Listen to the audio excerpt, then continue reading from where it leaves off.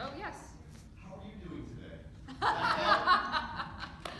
Good. Doing good. Yeah, we've got kind of a long day, because we've got to go back to LA tonight, but, you know.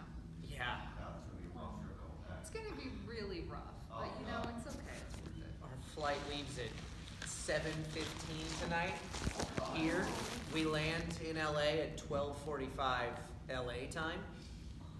God bless you both. It's gonna be a long day. Thank you both for coming out. Yeah. Did you get adjusted to the jet lag just in time to go back? Yeah. Generally, I get adjusted like tomorrow. Like I'll be on New York time tomorrow when I'm back in Los Angeles. Yeah, I'm trying to think about what my 11:30 session tomorrow is going to be like in terms of my tiredness. It'll be fine. I'm not doing anything that's, well, I say this now. I'm like, it's not going to be vocally stressful. Watch you screaming the whole time. I'm gonna be like, this is so out of character. But I think the fact that we're gonna be up so late tonight well, I'm going to try to sleep is on the probably plane. gonna help with getting acclimated back to LA time, but I don't know. We'll It see. doesn't matter. You know what's interesting about our jobs is that I don't think I ever really get acclimated to a certain schedule because we're freelance, and so it changes all the time. It You know, does. When I'm directing, a lot of the time we'll start sessions at 10 in the morning. But when I'm not directing, I'm like, I would like to sleep until 10, and so then I sleep until 10.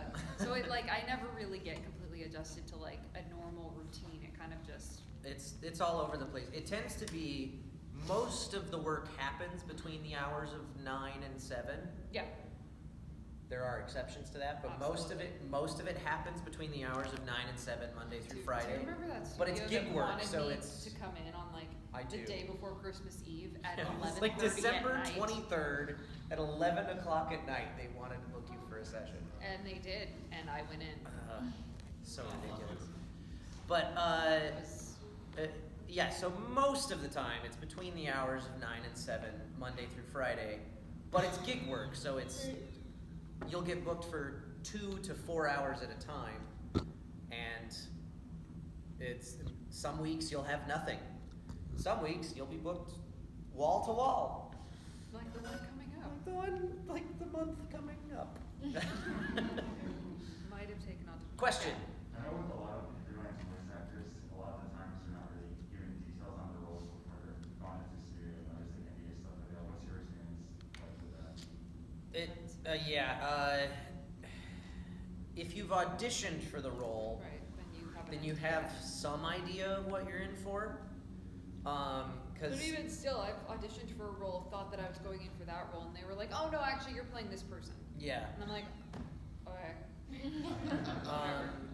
And if you happen to be familiar with the source material ahead of time, Yeah. because a lot of stuff is, a reboot or a sequel or if it's anime, sometimes it's these days not very often anymore, but sometimes it's been out, subtitled for a while before you get in. When we bring in a new person for Heroes, they never know what they're doing. They audition. They have auditioned for it, but if it's a new character, they're given code names, so they don't even know what Yeah. the name of the character is. So when they come in, I go, "Hey, remember when you auditioned for this thing?" And they're like, "Yeah," and I'm like, "Well, that's not their name. This is their name." Right. And then they're like, "Okay," and then we tell them about the character. So, in a way, there's something kind of freeing about that because you can't really prepare. You kind of just have to go in and do it. For the most part. There are some jobs where, like, with original animation, they tend to send the scripts out ahead of time. So you can read through and kind of familiarize yourself with the story. I'm going in for a video game soon where, and I won't tell you anything specific because Kyle's gonna give me daggers, shoot me daggers. No, I can't because NDA. But what I can tell you is that there's a specific dialect that I have to do, and because it's not one that's just completely in my back pocket, I requested the script ahead of time, and they sent it to me so that I can go over it myself and prepare. But that's very unusual. Like I was expecting them to be like, "Haha, no, you can't have it. Come in and just do it." But they were nice enough to send it to me so that I can actually come in there and Yeah. feel more prepared. If But you're we rarely send out video game scripts ahead of time. Very rarely. Yeah. when Katelyn and I both direct as well, and we do not expect actors to have any idea what they're coming in for, ever. No, that's why directors are so important. Yeah. Because we know. You steer the ship. You let them know. So as actors, Context. we expect our actors to come in ready to play. You know? Yeah. Cold reading is essential as a voice actor. Yeah, I was really good at that today in this game. I don't even know what I'm saying. I mean, like, that's kind of common, actually. Yeah. Just kind of doing it. Yeah. Yeah. Does that answer your question? Yeah, thank you. Any other questions? Yeah. So how did work change because of the pandemic and yeah.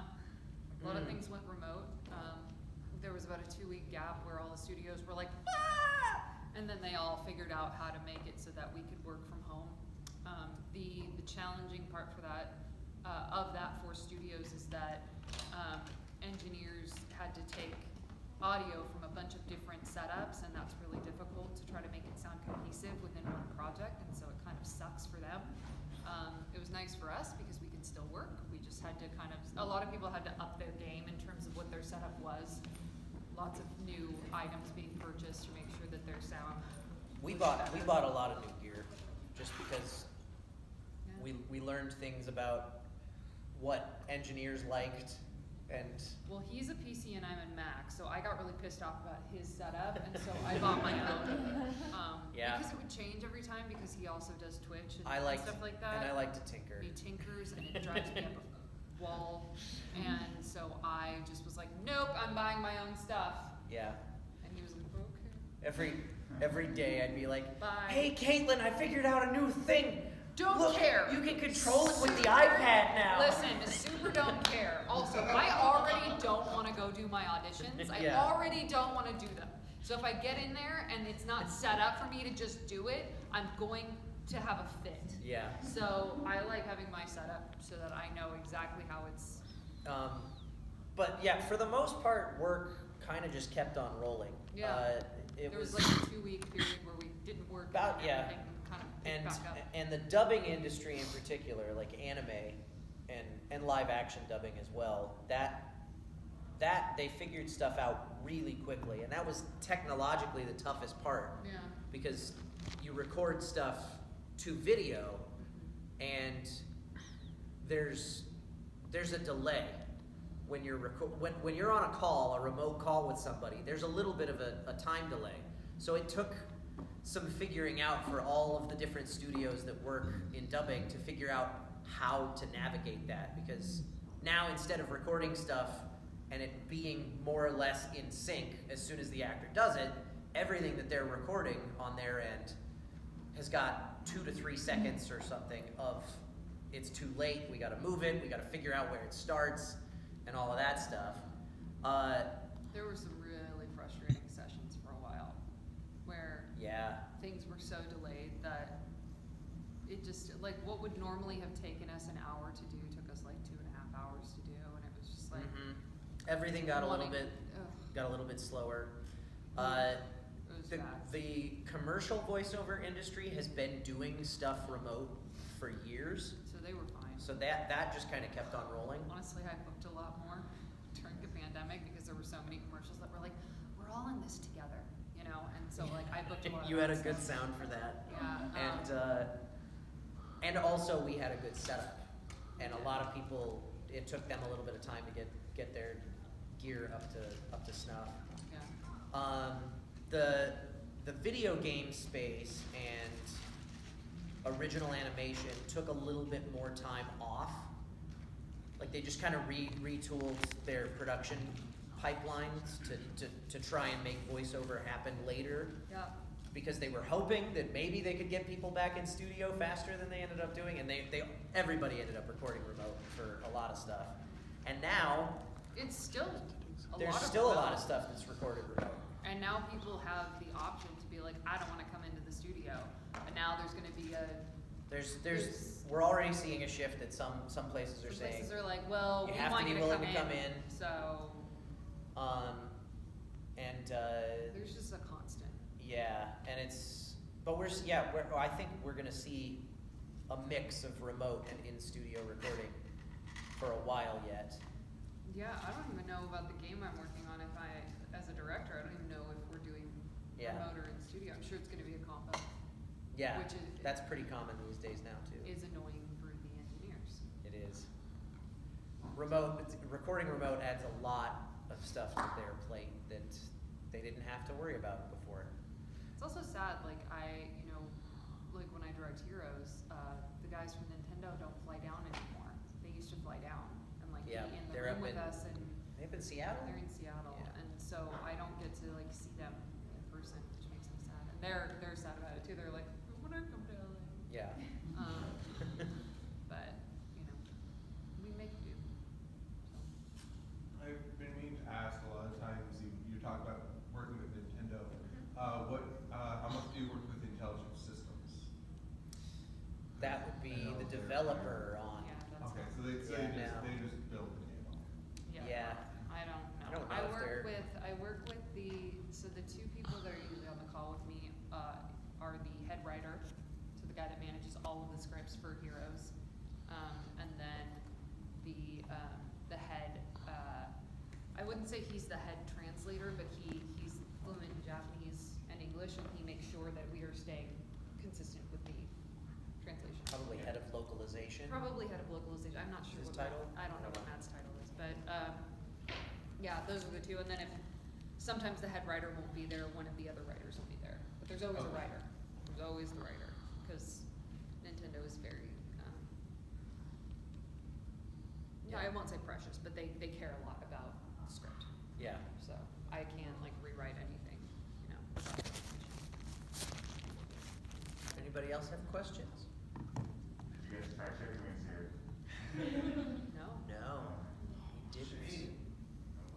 Well, I'll go maybe wait we'll a do second. that for lunch. Yeah. How do you take your coffee usually? I take my creamer with a little bit of coffee.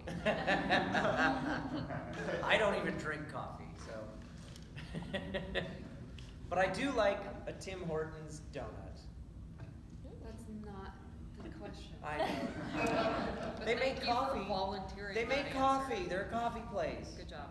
Yes. Don't You probably get this asked a lot. Did you always want to go into voice acting, or was it just like a spur? of No. the- I did not.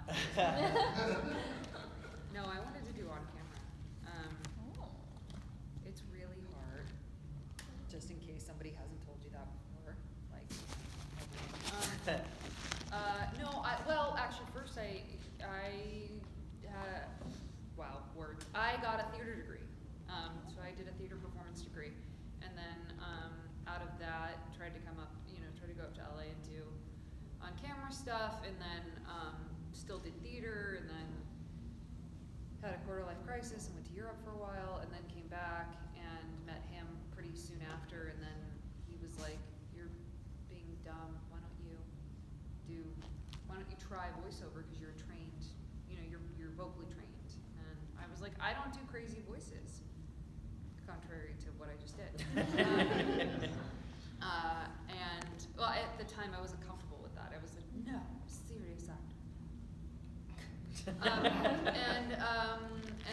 But then I just started auditioning for some stuff, and met people through Kyle, and then it all kind of unfolded. And then about 2 years ago, I got approached by Cup of Tea Studios, who works with Nintendo a lot. And the owner there, I had worked on some games, and she, was like, "Hey, I think you should direct." And I was like, "No."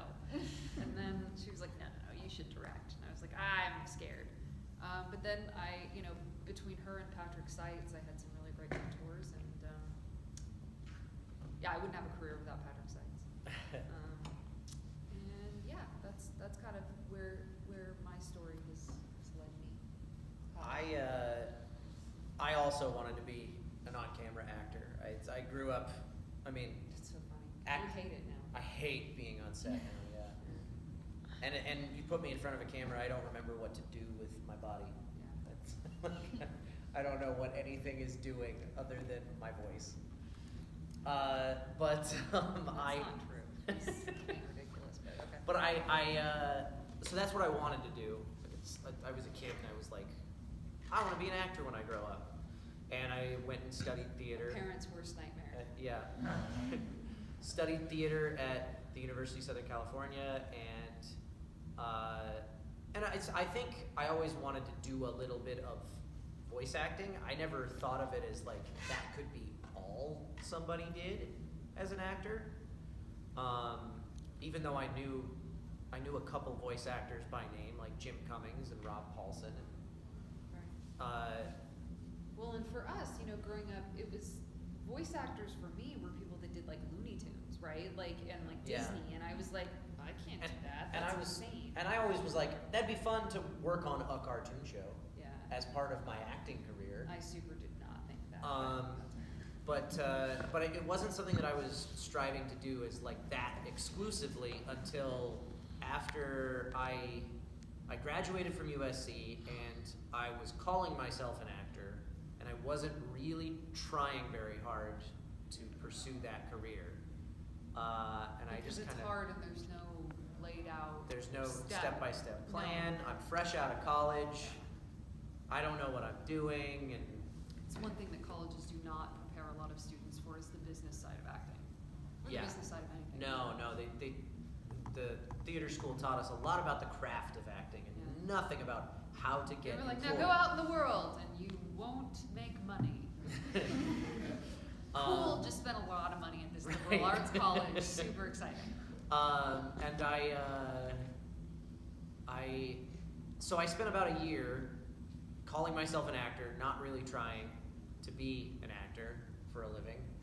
And I got into World of Warcraft as a gamer when I was going to school, and I got involved with a fan site that did live podcasting about World of Warcraft, and I wrote and co-directed, played about 12 different characters in a radio play that was absolute trash, but I had a lot of fun doing it. So a year after graduating, I was like, that radio play was a lot of fun. I think I'm gonna go take a class in voiceover, and I did. And I was like, this is what I want to do, and so that's what I started focusing on. Yeah. Yeah, just real quick, like, what faction were you? I was Alliance. Alliance. I was a gnome fire mage. Okay. I nod as if I know anything about Yeah. I made it to endgame with Burning Crusade for a few months, and I kind of lost the drive to play it anymore after that, because I was like, oh, the fun part was the leveling up. I don't want to do the same raid every week over and over and over again. Anybody else? I was gonna say I got nothing. Yeah. Respectively, do you guys have a favorite character that you've played, like say for video games? Favorite is such a tough question to answer. The one that's the most fun to Well, I'm gonna ruin something for you. It's work, and it's really tiring. So yes, some of it can be really fun, but on hour 4 of reading a script in front of a monitor, it becomes a job, right? For me, I mean, I know there are some characters where it's amazing. The And vast majority of sessions, that is It's a job. absolutely the case. Most of, probably my biggest video game role to date is Kisara in Tales of Arise, and most of that was a slog. It was a lot of talking about fish. It was a lot of talking about my brother. I was like, oh my God, get over it. And it's a lot of lines where it's like, only some of it are those meaty acting cutscenes where yeah, that was a really cool session because I got to just be, and that's really cool. Those are really few and far between. Yeah. Most of it is just you just got to keep going because we didn't take. There was so much to do in that game. It was like, okay, give me an A and a B, and in hour 3, I'm like, what are words? What is this sentence? What is she saying? Where am I? It doesn't matter. Just say it. Just say it. So, you know, it becomes, it's not, there are parts of it that are fun, there are parts of it that are really challenging, you know, because of how much mental, you know, because we do take breaks